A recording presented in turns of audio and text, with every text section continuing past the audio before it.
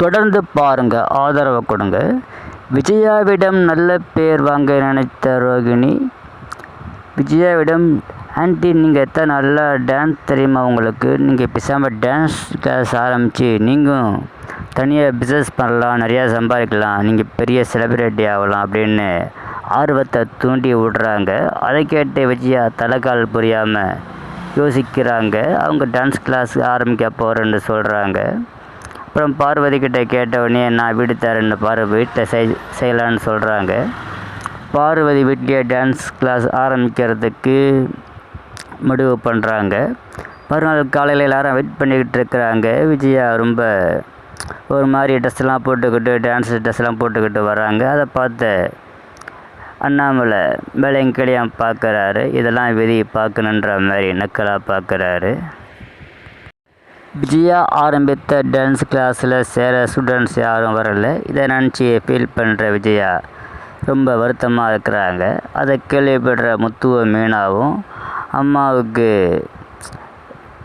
கவலையை தீர்க்கிறதுக்காக டான்ஸ் கற்றுக்க போகிறதா சொல்லி குருதட்சணையோடு வராங்க. வர்றவங்ககிட்ட என்ன வெறுப்பேற்றுறீங்களா அப்படின்ற மாதிரி விஜயா நக்கலாக பேசுகிறாங்க. அதெல்லாம் இல்லைம்மா, நீங்கள் தான் டான்ஸ் கிளாஸுக்கு வர ஆளே இல்லைன்னு சொல்லிங்களா, அதனால தான் அப்படின்னு மீனா சொல்கிறாங்க. முத்துவன் சொல்கிறாரு.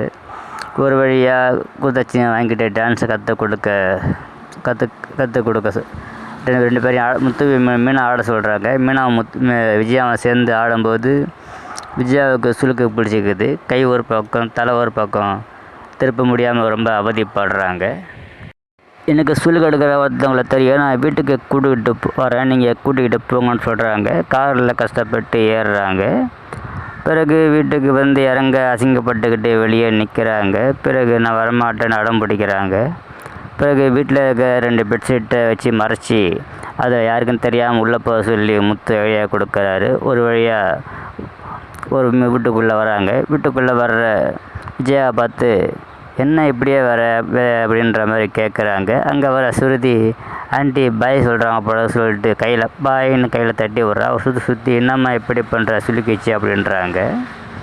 மீனாவை நேராக வர சொல்கிறாங்க. வர்ற மீனை கிட்ட இது வேணும்னு தானே ஒன்றால் தான் இதுமாரி ஆச்சு அப்படின்றாங்க.